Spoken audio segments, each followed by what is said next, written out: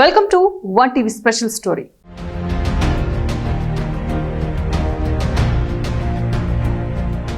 కూటమి ప్రభుత్వం ఏర్పడిన తర్వాత 3 పార్టీలు కలిసి అనంతపురంలో బుధవారం భారీ బహిరంగ సభ నిర్వహించాయి.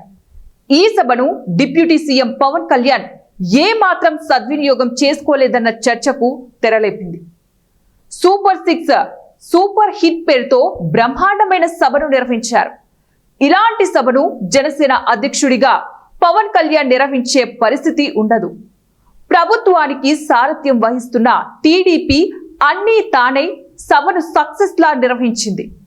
టీడీపీ నాయకులు భారీగా జన సమీకరణ చేశారు. భారీగా హాజరైన సభలో మాట్లాడే అవకాశాన్ని పవన్ కళ్యాణ్ జారవిరుచుకోవడం ఆశ్చర్యం కలిగిస్తుంది. ఈ సభల్లో 90% టీడీపీ కార్యకర్త నాయకులే ఉన్నారు. ఇలాంటి సభలో ఆకట్టుకునే రీతిలో పవన్ కళ్యాణ్ మాట్లాడి ఇతర పార్టీ శ్రేణుల్ని కూడా తన వైపు తిప్పుకునే గొప్ప అవకాశాన్ని ఎందుకు వదులుకున్నారనే చర్చ రాజకీయ వర్గాల్లో జరుగుతోంది.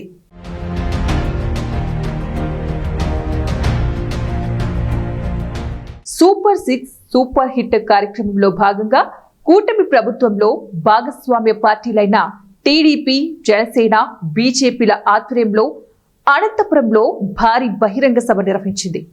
భారీగా హాజరైన ఈ సభలో పవన్ కళ్యాణ్ స్పీచ్ కోసం ప్రజలు ఎంతో ఆశగా ఎదురు చూశారు.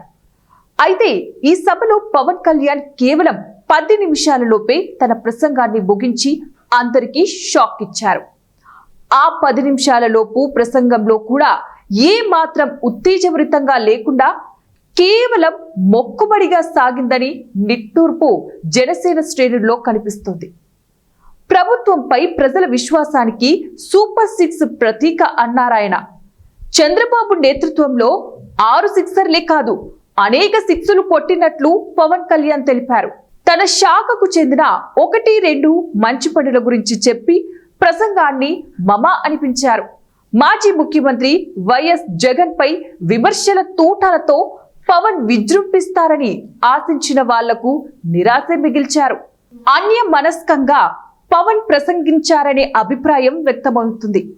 భారీగా హాజరైన సభలో పవన్ తూతూ మంత్రంగా మాట్లాడటం వెనుక కారణం ఏంటబ్బా అనే చర్చకు తెరలేచింది.